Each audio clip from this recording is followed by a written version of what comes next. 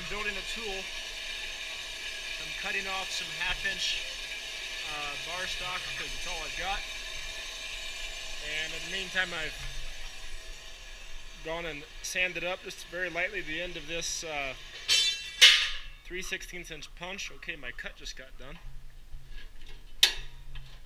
And now I'm just going to go and weld these two items together, and it'll save me an 1.5-hour round trip to town to just go spend $15 on a punch. So that's my plan.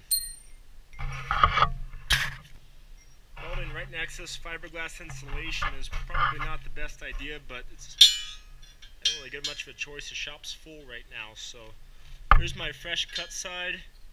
I'm going to lay my punch right here in this angle, steel like that, and even though I won't quite be centered, I should at least be pretty close to straight once I tack it, and then I can come back and complete my weld by forming up that area a little bit, and I should get a pretty nice, sturdy, improvised punch. I'll weld right there, and then rotate it and weld it a couple more times. Doing right now, which is just a tool that's got to get us through just about 1 minute of use.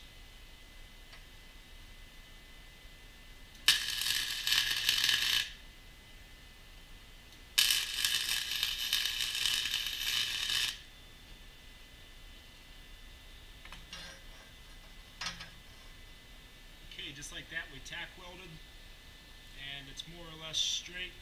Now I can come back and weld around the remainder of that thing. Once I'm done with this tool, I'm probably going to cut it back in half, clean it back up, because hopefully I'll never have to use this again.